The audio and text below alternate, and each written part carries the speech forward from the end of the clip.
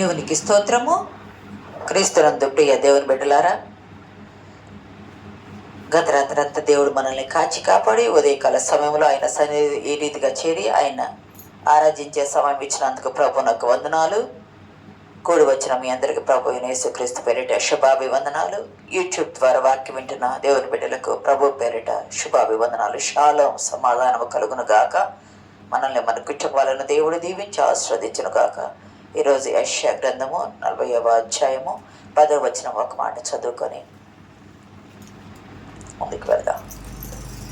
ఇదిగో మీ దేవుడు అని యూదా పట్టణములకు ఇదిగో మీ దేవుడు అని యూదా పట్టణములకు ప్రకటింపము. ఈరోజు మన అంశం ఏమిటయ్యా అంటే ఇదిగో. ఇదిగో అనే మాట బైబిల్లో చాలా చోట్ల ఇవ్వబడింది కానీ ఇక్కడ యెషయా ప్రవక్త ద్వారా దేవుడు ఏం తెలియజేస్తున్నాడంటే ఇదిగో మీ దేవుడు. దేవుడు అంటే దైవత్వం ఉన్నవాడు. దేవుడు అంటే ఉన్నత స్థలముల మీద ఉన్నవాడు. దేవుడు అంటే ఔన్నత్యము కలిగిన వాడు. దేవుడు అంటే ఆయన సమస్తము ఏలువాడై అన్నాడు, సమస్తము చేయువాడై అన్నాడు.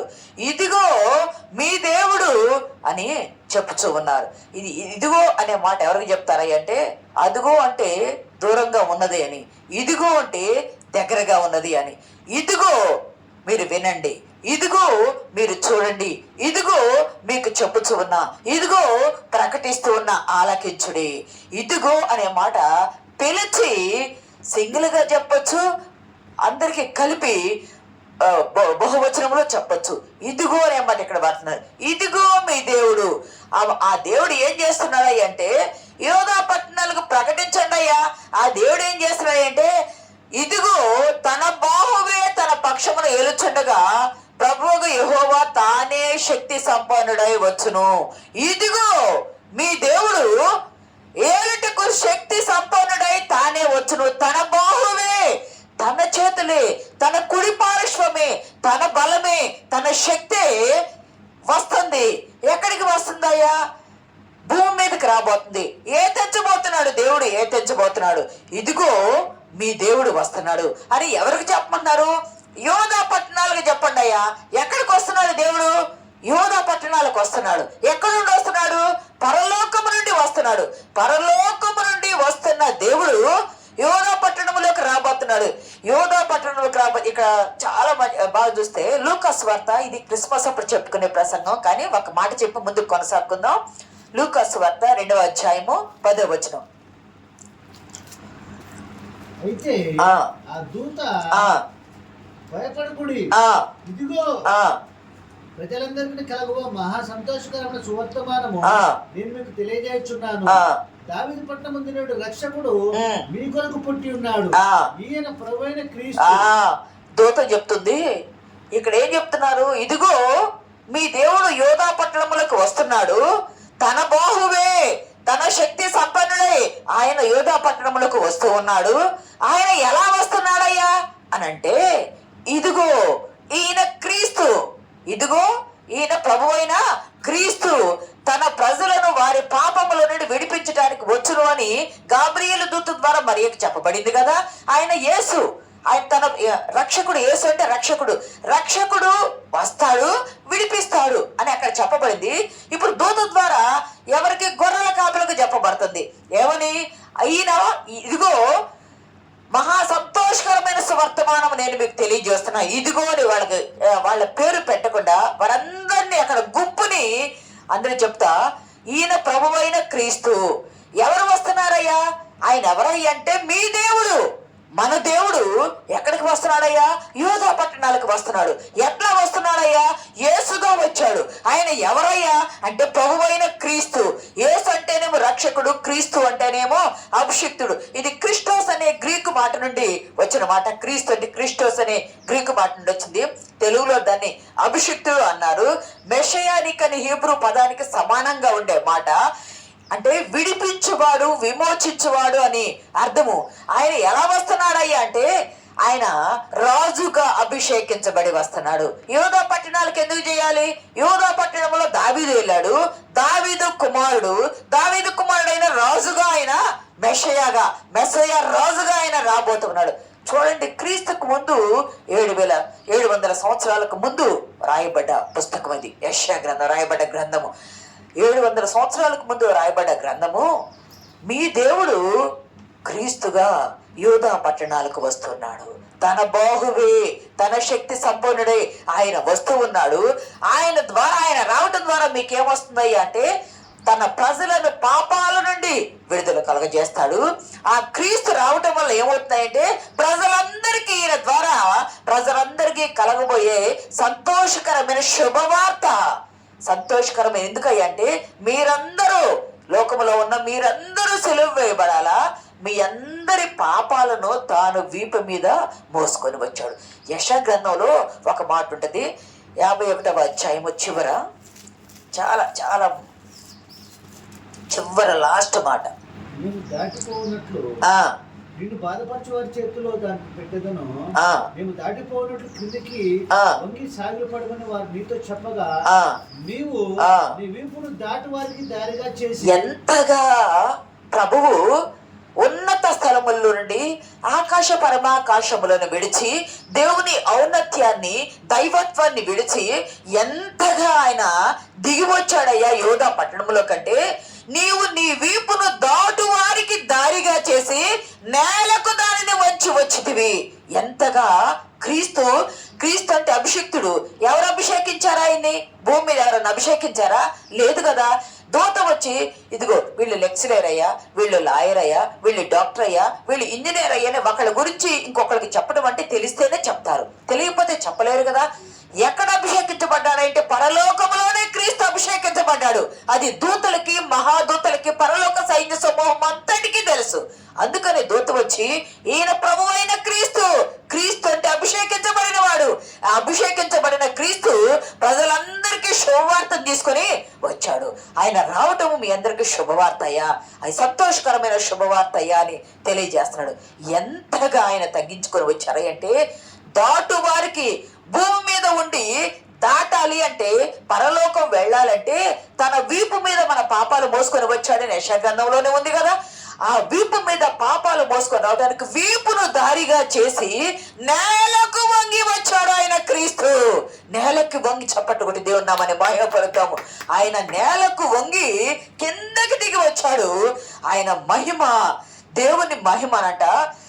ఆయనకి మహిమనిద్దాం. సర్వోన్నతమైన స్థలములలో దేవునికి మహిమ అంటే అంతకుముందు ఆయనకి ఏమన్నా మహిమ లేదా? ఉంది. పరలోకంలో ఆయన మహిమ ఉంది. యోహాను సువార్తలో చూడవలసిన లేదు అంటాడు కదా, తండ్రి నేను నీ యొద్ద ఉన్నప్పుడు నాకు ఏ మహిమ ఉందో నువ్వు చెప్పిన కార్యం నెరవేర్చి నేను వస్తున్నా, ఆ మహిమతో నీవు మరలా నన్ను మహిమ పరుస్తూ. ఆయనకు మొదటి మహిమ ఉంది. అయితే ఆయన మహిమ కలిగి ఉన్న ఆయన అద్భుతమైన మహిమను మనం ఒప్పుకోవాలా. సర్వోన్నతమైన స్థలములలో దేవునికి మహిమ. అందుకని ఆయన్ని ప్రభువు, లార్డ్, కురియోస్ అన్నారు. కురియోస్ అనేది అది ఒక బిరుదు ఆయనకు. ప్రభువాని రాజుగా అభిషేకించబడి క్రీస్తుగా ఈ లోకానికి వచ్చాడు. మీ దేవుడు, ఇదిగో మీ దేవుడు ఆయన వస్తూ ఉన్నాడు. ఆ దేవుడు ఎలాగొచ్చాడంటే వీపును వంచి దారి చేయటానికి, పాపపులో ఉన్న మానవాళిని పరలోకం చేర్చడానికి యోధా పట్టణములోనికి క్రీస్తుగా వచ్చాడు. క్రీస్తుగా వచ్చాడు. ఈయన ప్రభువైన క్రీస్తు. ఇదిగో మీ క్రీస్తు, ఇదిగో ప్రభువైన క్రీస్తు అని గొర్రెల కాపర్లకు శుభ సందేశం ఇచ్చారు. ఆయన ఎలా వచ్చాడంటే ఆయన మన దేవుడు. ఆయన ఎలా వచ్చాడంటే ఆయన క్రీస్తుగా వచ్చాడు. ఆయన ఎలా వచ్చాడంటే మత్తయి సువార్త 3:17 వచనంలో ఒక మాట అంటే చూడండి, 3:10. మరియు ఇదిగో ఆయనే నా ప్రియ కుమారుడు, ఈయనే నా ప్రియ ఇదిగో ఈయనే నా ప్రియ కుమారుడు, ఈయన యందు నేను ఆనందించుచు ఉన్నా. అసలు ఇక్కడ ఎంత ఎంత చక్కని మాట ఉండదయ్యా అంటే, ఎందుకయ్యా ఆయన దిగి వచ్చిందయ్యా అంటే ఆయనకిష్టులైన మనుషులకు భూమి మీద సమాధానం కలగొచ్చేయటానికి ఆయనకు వచ్చారు. ఆయనకి ఎవరిష్టులయ్యంటే అబ్రహాము ద్వారా యేసు క్రీస్తునందు అర్హత లేని మనకు దేవుని కృప ఇవ్వడానికి ఆయన వచ్చాడు. కృపను పొందుకున్నాం క్రీస్తు ద్వారా. మనకు అర్హత లేదు, అన్యజనులమే. కానీ అబ్రహాము ఆశీర్వాదం క్రీస్తునందు మనకు అర్హత, కృపను ఇచ్చింది. ఇదిగో ఎలా వచ్చాడయ్యా, ఇదిగో మీ దేవుడు, పరలోకములో ఉన్న ఆ దేవుడు తన బాహువును చాపి భూమి మీదకి ఈ లోకానికి క్రీస్తు క్రీస్తును పంపించాడు. ఆ క్రీస్తు యోధా పట్టణంలోనికి వచ్చాడు. ఎందుకంటే సర్వమానవాళిని పాపములో ఏలుబడి చేస్తున్న పాపము నుండి విడిపించి ఏలే రాజుగా వచ్చాడు. ఆయన ఎలా వచ్చాడంటే, ఇదిగో ఈయన నా ప్రియ కుమారుడు, ఈయన యందు నేను ఆనందిస్తున్నాను. గమనించండి, యేసుక్రీస్తు ప్రభువారు యోహాను బాప్తిసం ఇచ్చి యోహాను యేసుక్రీస్తు ప్రభు వారికి బాప్తిసం ఇచ్చిన కొరకే యోహాను సువార్త 1:6 ఉంటుంది, 1:33 ఉంటుంది. ఆయన తండ్రి వద్ద నుండి పంపబడ్డాడు. ఎందుకయ్యా అంటే 33 ఒక మాట అండి, చూడండి. 1వ అధ్యాయం 33వ వచనంలో ఒక మాట చూడండి. నేను ఆయనను ఎరగనైతిని గాని నీళ్ళలో బాప్తిసం ఇచ్చుటకు నన్ను పంపినవాడు నేను ఎవరి మీద ఆత్మ దిగి వచ్చి నిలుచుట చూతువో ఆయనే పరిశుద్ధాత్మలో బాప్తిసం ఇచ్చేవాడని నాతో చెప్పాను. నేను 1:6 దేవుని యొద్ద నుండి పంపబడిన ఒక మనుషుడు నేను, అతని పేరు యోహాను అని ఉంటుంది. ఆయన అంటాడు, నేను బాప్తిసం ఇవ్వబోయి ఆయన ఎవరో నాకు తెలియదు, నేను ఎరగను. ఇప్పుడు అందరూ బంధువులు కావచ్చేమో కానీ ఎవరు దేవుని బిడ్డ అనేది గుర్తించలేరు కదా. అయితే దేవుడు చెప్తాడు, నువ్వు బాప్తిసం ఇచ్చినప్పుడు ఆత్మ ఎవరి మీదకైతే దిగి వచ్చిందో ఆయనే మెస్సయ్య, ఆయనే రాజు, ఆయనే క్రీస్తు, ఆయనే అభిషక్తుడు, ఆయనే రక్షకుడు, ఆయనే విమోచకుడు, ఆయనే విడిపించేవాడు అని నాకు చెప్పాడయ్యా అంటే, బాప్తిసం ఇచ్చి యోహాను యోర్దాను నదిలో బాప్తిసం ఇస్తూ ఉన్న సమయంలో యేసుక్రీస్తు ప్రభు వారితో నివారింప చూశాడు. ప్రభువారు అంటారు, ఇప్పటికి నీ దేవత ఇలా జరగాలి, ఇప్పుడు కానేమో అంటే, అయ్యా నువ్వు పరిశుద్ధుడివి, నువ్వు పరలోకం నుండి పంపబడ్డావు, నేనేమో భూమి మీద నుండి మనిషిని, నేనేమో పాపంలో పుట్టివాడిని, పరిశుద్ధుడని నీకు నేను బాప్తిసం ఇవ్వాలంటే ఇప్పటికీ కానేమో. దేవుడు ఇలా చెప్పారు కదా మనకి, నీ పని నువ్వు చేయి, నా పని నేను చేస్తానని బలపరిచి బాప్తిసం తీసుకుంటే, గమనించండి, యేసుక్రీస్తు ప్రభువారు నీటిలో బాప్తిసం తీసుకొని ఒడ్డుకు రాగానే అనే మాట ఉంటుంది. ఇక్కడ గమనిస్తే ఒడ్డుకు రాగానే పరిశుద్ధాత్మ పావుర రూపంలో ఆయన మీద వచ్చి, పావుర ఆకారంలో ఆయన మీద వచ్చి, చదవయ్య మాట. మరియు యోహాను సాక్ష్యమిచ్చుచు ఆత్మ పావురముల ఆకాశం నుండి దిగొచ్చుట చూచితిని. ఆత్మ పావురముల ఆకాశము నుండి దిగివచ్చుట చూచితిని. ఇక్కడ గమనిస్తే 2 విషయాలు ఉన్నాయి. యేసుక్రీస్తు ప్రభు వారు ఈయన నా ప్రియకు బాప్తిసం తీసుకొని ఒడ్డుకు రాగానే ఆత్మ పావురముల దిగివచ్చి ప్రభు మీద వాలింది కదా. అప్పుడు ఆకాశంలో 2 విషయాలు జరిగినాయి. ఆకాశం తెరవబడింది. ఆకాశం తెరవబడి ఈయన నా ప్రియ కుమారుడు, ఈయన యందు నేను ఆనందిస్తున్నానని ఒక స్వరం వినిపించింది. పరిశుద్ధాత్మ పావురం వల్ల దిగి వచ్చి ప్రభు వారి మీద వాలింది. వారి 2 విషయాలు జరిగినాయి. గమనించండి, ఆది కాండం చూడవసరం లేదు కానీ 1వ అధ్యాయం 2వ వచనంలో, ఆది యందు దేవుడు భూమి ఆకాశములను సృజించెను, భూమి నిరాకారముగాను శూన్యముగానే ఉండెను, దేవుని ఆత్మ జలములపై అల్లాడుచుండెను అని ఉంది 1:2. దేవుని ఆత్మ ఎక్కడ అల్లాడుచుంది? జలములపై అల్లాడుతుంది. అల్లలాడటమంటే పక్షి రెక్కలు కొట్టుకునే రీతిగా టపటపా కొట్టుకునటము, అల్లాడుతూ ఉందంట ఆత్మ. దేవుని ఆత్మ జలముల మీద ఆది కాండం 1వ అధ్యాయం 2వ వచనములో అల్లాడిన దేవుని ఆత్మ యేసుక్రీస్తు ప్రభు వారు నీటిలో బాప్తిసం తీసుకొని బయటికి రాగానే ఆయన మీద వచ్చి వాలి దిగి సమాధానం పొందింది. అక్కడ అల్లాడింది ఆత్మ, అక్కడ అల్లాడింది ఎవరి మీద రాలాలని. కానీ ఇక్కడ క్రీస్తు ప్రభు వారు బాప్తిసం తీసుకోగానే నీటి నుండి, అక్కడ నీటి మీద అల్లాడింది, ఇక్కడ నీటిలో బాప్తిసం తీసుకొని బయటికి రాగానే, నీటిలో మునిగి బయటికి రాగానే దేవుని ఆత్మ, అక్కడ అల్లాడిన ఆత్మ ఇక్కడ వచ్చి ప్రభు వారి మీద దిగింది, ప్రభు వారి మీద కుమ్మరించబడింది. ఎందుకంటే ఆ మాట్లాడింది ప్రభువుని బలపరచటానికి. అక్కడేమో ఇదిగో మీ దేవుడిని యెషయాలో చెప్పబడింది, ఆ దేవుడు క్రీస్తుని గొర్రెల కాపర్లకు, మీరు ఇంతకాలం కాస్తూ ఉన్న గొర్రెలను ఇంకా మానండి, మీకు శుభవార్త ప్రజలందరికీ తెలియచేయండి అని అక్కడ గొర్రెల కాపర్లకు బలపరిచింది. ఈ వాక్యం ఇంకో సందర్భంలో ఎప్పుడైనా మనం ధ్యానం చేసుకోవచ్చు. అక్కడ గొర్రెల కాపర్ను బలపరిచింది. ఇక్కడ బాప్తిసం ఇచ్చు యోహానును, ఆయన ఎవరో నాకు తెలియదు, ఆయన నేను ఎరగనంటే, నువ్వు ఎవరి మీదైతే ఆత్మ నిలిచి చూస్తావో అను ఆయనే ప్రభు అని చెప్పబడ్డ దేవుడు చెప్తాడు కదా. ప్రభు వారి మీద పరిశుద్ధాత్మ దిగిరావటం యోహాను చూశాడు. అంటే యోహాను పరిచర్యకు, యోహాన్ని బలపరచడానికి పరిశుద్ధాత్మ, యేసుక్రీస్తు ప్రభు వారి పరిచర్యకు, ఆత్మ నడిపింపుకు, ఆయన దేవుని కుమారుడు పరిశుద్ధుడని ఆత్మే దిగి వచ్చింది. అక్కడ రుజువు ఒకటి, ప్రభువును బలపరచడం ఒకటి. రెండోది యోహాన్ని కూడా బలపరచడానికి, ఈయనే నువ్వు వచ్చిన పని అయిపోయింది, ఇంకా నువ్వెందుకు పంపబడ్డావు? ఈయనకు బాప్తిస్మం ఇటుకే పంపబడ్డావు. నీ వచ్చిన పని నెరవేరిపోయింది. నేను పని పంపించాను, ఆ పని నెరవేరింది. ప్రియ సంగమా, మొదటి అధ్యాయంలో సృష్టి ప్రారంభములో జలముల మీద అల్లాడిన దేవుని ఆత్మ యేసుక్రీస్తు ప్రభు వారి మీద దిగినప్పుడంట సమాధాన పడిందంట. ఎందుకంటే ఎందుకొరకు అల్లాడింది అంటే ఆయన మీద దిగుటి కొరకే. ఎందు మీద జలముల మీద వచ్చింది అంటే ఆ జలములలో మునిగి రావలసిన వ్యక్తి రావాల్సిన సమయము ఇంకా ఆసన్నము కాలేదు. ఇప్పుడు ప్రభువు మునిగి పైకి వచ్చాడు. ఒడ్డు మీదకి రాగానే వచ్చింది. అక్కడ జరిగిన కార్యము ఆ జలముల మీద అల్లాడిన ఆత్మ ఇక్కడ క్రీస్తు వారి మీద దిగి క్రీస్తు నామాన్ని మహిమపరిచింది. ప్రభు దేవుని నామాన్ని మహిమపరిచింది. ప్రియ సంగమా, క్రీస్తు మీద పరిశుద్ధాత్మ వాలటం ద్వారా నూతన సృష్టి ప్రారంభమైంది. క్రీస్తు మీద ఇక్కడ 2 కొరింథీ 5:17 ఒక మాట్లాడటం చూడండి. చాలు. కాగా 2 కొరింథీ 5:17 కాగా ఎవడైనా క్రీస్తునందున ఎడల వాడు నూతన సృష్టి, పాతవి గతించను. ఇప్పుడు వరకు మనం ఎక్కడున్నామయ్యా? క్రీస్తు రాకముందు ఎక్కడున్నాము అంటే పాత వాటిలో ఉన్నాము, పాత నిబంధనలో ఉన్నాము, పాపములో ఉన్నాము, పాపములో కట్టబడ్డాము, పాపములో జీవిస్తూ ఉన్నాము. కానీ క్రీస్తు వారు వచ్చిన తర్వాత, ఆయన మీద ఆత్మ నిలిచిన తర్వాత ఇదిగో సమస్తము కొత్తగా ఆయన పాత అన్నీ కూడా పోయినాయి. ఇక్కడ అదే చెప్తున్నారు. యూదులు ఏం చేస్తారంటే పౌరాన్ని ఆత్మకు, పరిశుద్ధాత్మకు, పౌరాన్ని ఆత్మకు, దేవునికి సంబంధించిన ఆత్మకు సాదృశ్యంగా వారు ఎంచుతారు. మరి యేసుక్రీస్తు ప్రభువు వారి మీద ఆత్మ దిగిరావటం యోహాను చూశాడు కదా. యోహాను ఇంకా తన పని చాలించుకొని ఆయన వచ్చిన పని అయిపోయింది, నేను ఇచ్చిన తర్వాత ఎంతమందికి బాప్తిస్మం ఇచ్చినా ప్రభువు వారికి ఇవ్వడం కొరకే ఆయన వచ్చారు కాబట్టి ఆ కార్యము నెరవేరిపోయింది. మొదట ఇదిగో మీ దేవుడు, ఇదిగో మీ దేవుడు, ఆ దేవుడు తన బాహువును చాపి యోధా పట్టణములోనికి దిగి వచ్చాడు. మీ దేవుడు యోధా పట్టణములోనికి దిగి వచ్చాడు. ఆ దిగి వచ్చిన దేవుడు ఇదిగో ఈయన ప్రభువైన క్రీస్తు, ఇదిగో ఈయన ప్రభువైన క్రీస్తు. ప్రభువైన క్రీస్తు ఆయన క్రీస్తుగా దిగి వచ్చాడంటే అభిషిక్తుడుగా పరలోకములు అభిషేకించబడి వచ్చాడని దూత ద్వారా చెప్పబడింది. అందరికీ తెలుసు కాబట్టి ఈయన క్రీస్తు అభిషేకించబడ్డవాడని సాక్ష్యము చెప్పింది గొర్రెల కాపర్లకు.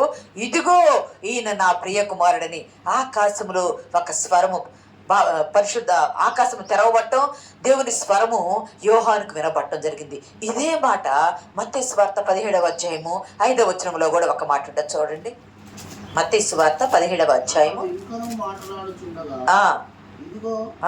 ప్రకాశమైన యొక్క మేఘము వారిని కమ్ముకొనెను. ఇదిగో ఈయన నా ప్రియ కుమారుడు, ఈయన నేను ఆనందించుచున్నాను. ఇక్కడ మత్తయి సువార్త 3:17 అక్కడ ఏముందంటే ఇదిగో ఈయన నా ప్రియ కుమారుడు, ఈయన యందు నేను ఆనందిస్తున్నానని ఒక మాట ఉంది అక్కడ.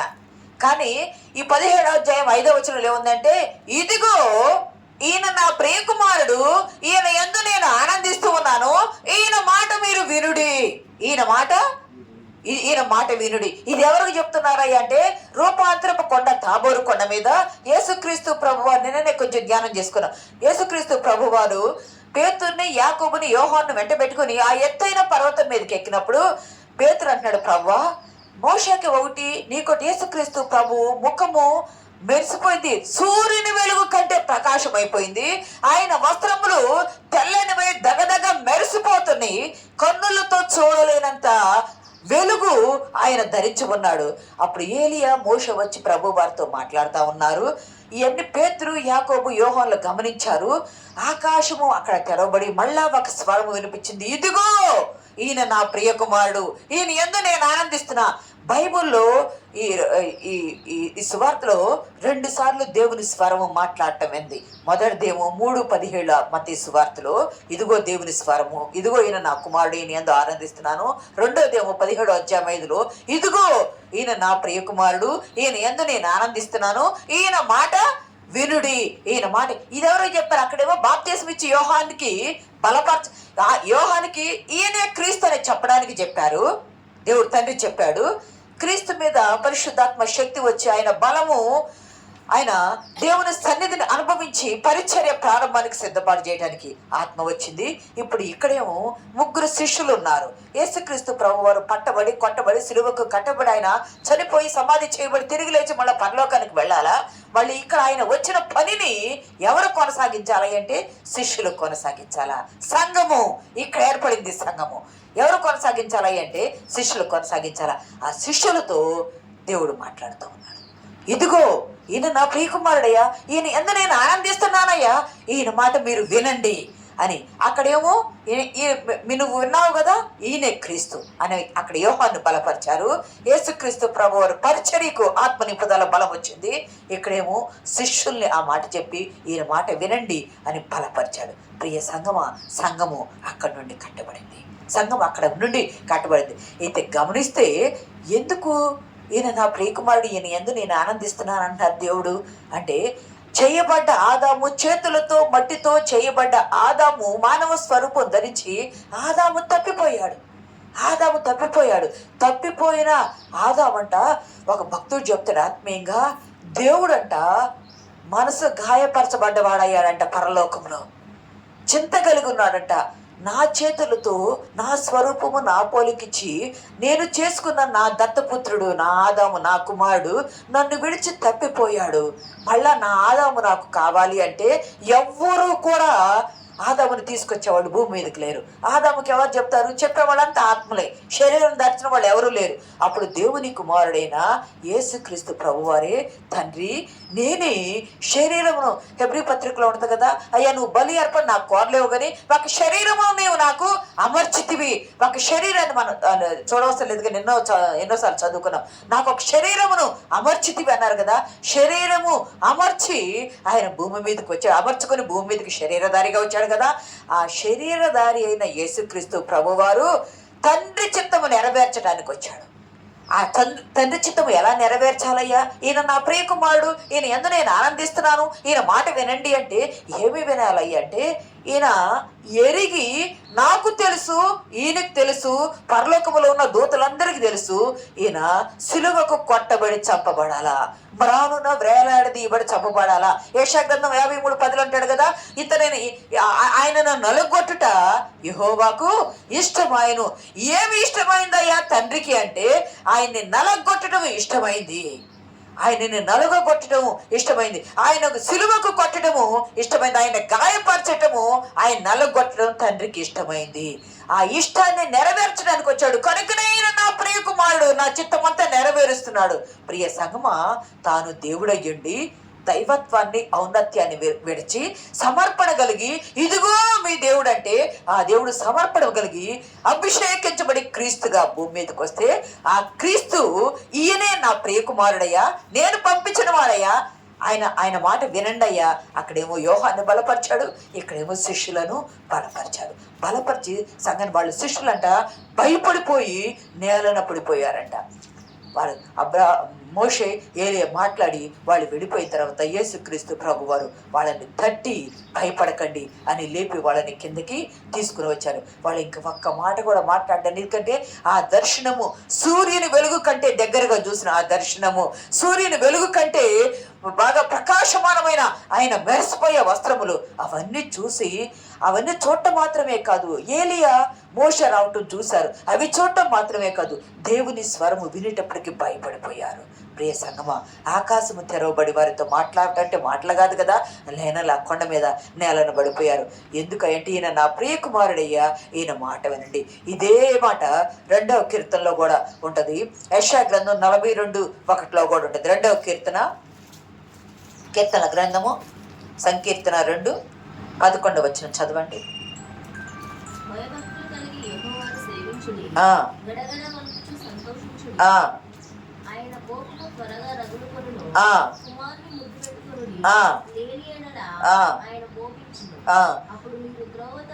ఇక్కడ ఒక మాట, నేను కట్టడ నేను వివరించదు నేళ్ళు, యెహోవా నాకు ఇలాగ సెలవిచ్చ, నీవు నా కుమారుడవు, నేడు నిన్ను కనియున్నాను. అంతేకాదు, కుమారుని ముద్దు పెట్టుకుని లేని ఎడల ఆయన కోపించును. ఇక్కడ నీవు నా కుమారుడవయ్యా, నేను నిన్ను కని ఉన్నానయ్యా, నిన్ను భూమి మీదకి పంపించానయ్యా క్రీస్తుగా, నువ్వు నా కుమారుడు అయ్యా, నీ మాట వినాలయ్యా వీళ్ళందరూ అని చెప్పి పంపించాడు. ప్రియ సంగమా, యెషయా గ్రంథం 42లో కూడా ఒక మాట ఉంటుంది. 42 నేను ఆదుకొను నా సేవకుడు, ఇదిగో నేను ఆదుకొను నా సేవకుడు, ఏర్పరచుకున్నవాడు, నా ప్రాణమునకు ప్రియుడు, నా ప్రాణమునకు నా ప్రియుడయ్యా, ఆయన నా కుమారుడయ్యా, పరలోకములో నా కుడి పార్శ్వమున ఉండవలసిన వాడయ్యా, ఆయన నలగొట్టడానికి నేను భూమి మీదకి పంపించానయ్యా, నాకు ఇష్టమైన వాడు నా ప్రియుడయ్యా, ఆయన నా కుమారుడు, ఆయన్ని మీరు ముద్దు పెట్టుకుని అయ్యా, లేని వాళ్ళు ఆయన కోపిస్తాడు, మీ కొరకు ప్రాణం పెట్టడానికి వచ్చాడయ్యా, ఆయన అంగీకరించండి అయ్యా అని దేవుడు ఇక్కడ శిష్యులకు బయలుపరుస్తున్నాడు. ప్రియ సంగమా దేవుని బిడ్డలారా, రాజులను అభిషేకించేటప్పుడు పాడే పాట ఇది యూదుల సాంప్రదాయంలో. 2వ కీర్తన 42వ యెషయా గ్రంథం 42వ అధ్యాయంలో వారిని అభిషేకించేటప్పుడు పాడింది. ఇప్పుడు యేసుక్రీస్తు ప్రభు వారు కూడా మరి అభిషేకించబడి వచ్చిన రాజు కదా, ఆయన రాజుగా వచ్చాడు కదా. ఆయన మొదటేమో ఆయన దేవుడుగా వచ్చాడు, ఇదిగో మీ దేవుడు అని వచ్చాడు దేవుడుగా. రెండోదేమో ఆయన క్రీస్తుగా వచ్చాడు అభిషేకించబడి. మూడోదేమో శిష్యులను బలపరచడానికి, ఈయన నా ప్రియ కుమారుడు, ఈయన యందు నేను ఆనందిస్తున్నాను, ఈయన మాట వినండి క్రైస్తవ సంఘ స్థాపన చేయటానికి అక్కడ దేవుడు మాట్లాడాడు.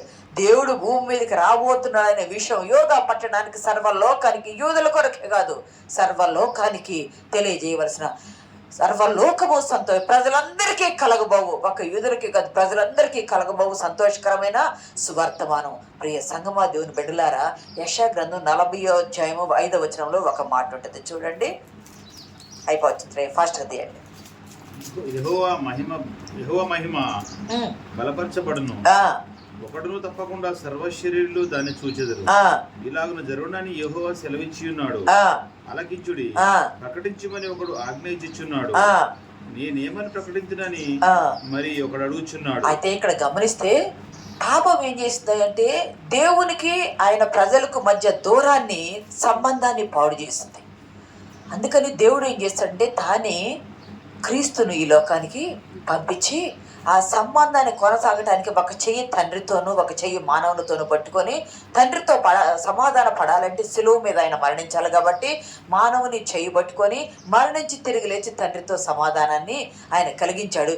తిరిగి ఆయన తండ్రిని మహిమపరచడానికి భూమి మీదకి ఆయన ఎత్తించాడు. యేసుక్రీస్తు వచ్చే కాలాన్ని ఇదిగో మీ రాజు, ఇదిగో మీ దేవుడు అని చూపిస్తుంది. గమనిస్తే ఆయన దేవుడు క్రీస్తుగా వచ్చాడు, కుమారుడని ప్రకటించబడ్డాడు, నా కుమారుడని ప్రకటించబడ్డాడు ప్రజలకు. ఆయన ఎలాగొచ్చాడు అంటే రాజుగా వచ్చాడు. చివరిది రాజుగా వచ్చాడు. యోహాను సువార్త 19వ అధ్యాయం 14వ వచనములో పిలాతు అంటాడు, ఇదిగో మీ రాజు, ఇదిగో మీ రాజు. చదవండి ఆ మాట 19:14. అప్పుడు ఉదయం 6 గంటలు కావచ్చు, అతడు ఇదిగో మీ రాజు. చాలు, పస్కా సిద్ధపరచు దినము. అన్ని లేఖనాల ప్రకారమే జరుగుతున్నాయి. పస్కా గొర్రె పిల్లవలు వధించబడటానికే వచ్చాడు, పస్కా పండుగ రోజు వధించబడ్డాడు. ఇక్కడ ఇదిగో మీ దేవుడు అంటే దేవుడు దైవత్వాన్ని, ఔన్నత్వాన్ని విడిచి సమర్పణతో క్రీస్తుగా వచ్చాడు. ఆ క్రీస్తు అభిషిక్తుడు, అభిషేకించబడ్డ క్రీస్తుని ఈయన ప్రియ కుమారుడు, ఈయన మాట వినండి అని బాప్తిస్మం ఇచ్చి యోహాను బలపరిచి, ఈయన మాట వినండి అని శిష్యులను బలపరిచి సంఘ స్థాపన చేస్తే, ఈరోజు ఆ క్రీస్తుని ఏం చేస్తున్నారా అంటే ఆయన రాజుగా ఏలటానికి వస్తే ఆ రాజు ఇదిగో మీ రాజు అని అవమానపరిచే రాజునుగా చేశారు. సిలువతో కొరడాలకు కొట్టారు, ముళ్ళ కిరీటం పెట్టారు, ఉమ్మి వేశారు, ఊదా రంగు వస్త్రము నకిలీ వస్త్రాన్ని ధరింప చేశారు. రాజదండం ఇవ్వకుండా ఆయనకి రెల్లునిచ్చారు. రకరకాలుగా ఎంతగా అవమానించవచ్చో అంతగా అవమానించి ఇదిగో మీ రాజు అని చెప్పాడు. ఆయన ఎలా వచ్చాడు? పరలోకంలో దేవుడు అయి ఉన్నాడు కదా. అన్నీ విడిచిపెట్టుకొని వస్తే ఆయనకు బలం ఉంది, ఆయనకు అధికారం ఉంది, ఆయనకు మహిమ ఉంది, ఆయనకు మహత్యం ఉంది.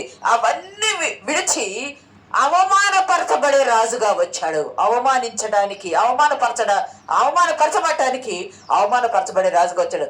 ప్రజలను పాపాల నుండి విడిపించడానికి వచ్చాడు కాబట్టి ఆ రాజరికాన్ని ఆయన విడిచిపెట్టాడు. ఆయన బలము గల రాజు కదా. కానీ 22వ కీర్తనలు అంటాడు 15లో, నా బలము ఎండిపోయిన చిల్ల పెంకి వలె ఆయన బలమంట ఎండిపోయింది. బలము గల రాజు, బలము లేని వానికి. చదవండి ఆ మాట 15వ వచనములో. నా బలము, ఆయన బలము గల రాజే, బలమైన దేవుడే. నా బలము ఎండిపోయిన చిల్ల పెంకు వలె ఆయను. ప్రియ సంగమా, బలాన్ని పోగొట్టుకున్నాడు, అధికారాన్ని పోగొట్టుకున్నాడు, ఏలే అధికారాన్ని పోగొట్టుకున్నాడు. ఈ పిలాతు, మానవుడైన పిలాతు ప్రభువుని నువ్వు ఇదిగో మీ రాజు అని పరిచయం చేస్తున్నాడు వాళ్ళకు. ఆయన రాజే, పరిచయం చేసిన రాజే, చెయ్యిపోయిన రాజే.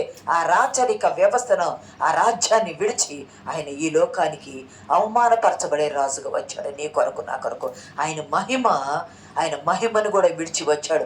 ఆయన మహిమను, ప్రభావమును వస్త్రముగా ధరింపచేశాడని కీర్తన 94వ కీర్తన అంటాడు. ఆయన వస్త్రంగా ధరింపచేశాడు. 93వ కీర్తన 1వ వచనములో బలమును నడికట్టుగా కట్టుకున్నాడంట. ప్రభావమును వస్త్రముగా ధరింపచేసి వస్తే ఆ రాజు వస్త్రమును కూడా వారు ప్రజలు పంచుకున్నాడు. ప్రియ సంగమా, ఆయన ఎలాగొచ్చాడయ్య అంటే, మన రాజు మనల్ని రాజులైన యాజక సమూహంగా చేయటానికి వచ్చాడు. రాజులైన ఒక్కసారి చూస్తారు, ఒక్కసారి చూసి ముగించుకుందాము. 1 పేతురు పత్రిక 2:19 చూడు. 2:9 చూడు. 2:9 చివరిలో ఒక మాట ఉంటుంది. అయితే మీరు చీకట్లో నుండి ఆశ్చర్యకరమైన తన వెలుగులోనికి మిమ్మల్ని పిలిచిన వాని గుణాతిశయములను ప్రచురము చేయ నిమిత్తము ఏర్పరచబడిన వంశమును, రాజులైన యాజక సమూహమును, పరిశుద్ధ జనమును, దేవుని సొత్తైన ప్రజలనై అన్నారు. ఒకప్పుడు ప్రజగా ఉండక ఇప్పుడు దేవుని ప్రజ అయితిరి, ఒకప్పుడు కనికరింపబడక ఇప్పుడు కనికరింపబడిన వాడైతిరి. ఆయన రాజు అయ్యన్నాడు, ఆయన దేవుడయ్యన్నాడు, ఆయన అభిషిక్తుడు క్రీస్తు అయ్యన్నాడు. ఆయన ఎవరయ్యన్నారంటే దేవుని కుమారుడయ్యన్నాడు. ఆ రాజు మీ రాజు అని చెప్పినప్పుడు ఆయన తన రాజరికాన్ని విడిచి మనల్ని ఏం చేశాడంటే రాజులైన యాజక సమూహంగా చేసి, ఒకప్పుడు దేవుని ప్రజగా లేము, ఇప్పుడు దేవుని ప్రజగా ఉండటకు, దేవుని సొత్తైన ప్రజలుగా చేయటకు ఆయన, ఒకప్పుడు మన కనికరము లేని వారిగా ఉన్నాము, ఇప్పుడు క్రీస్తునందు కనికరించబడటానికి ఆయన వచ్చాడు. మనం చాలాసార్లు మనం చెప్పుకున్న చూడవసరం లేదు, కానీ యోహాను సువార్త 10:18 అంటాడు కదా, నా ప్రాణం పెట్టడానికి, దాన్ని తిరిగి తీసుకోవడానికి నాకు అధికారం కలదు, అది నాకు తండ్రి నుండి వచ్చింది. అవన్నీ విడుచుకొని బలాన్ని విడిచాడు, ఔన్నత్యాన్ని విడిచాడు, అధికారాన్ని విడిచాడు, రాజరికాన్ని విడిచాడు, మహిమను విడిచాడు, ప్రభావమును విడిచాడు.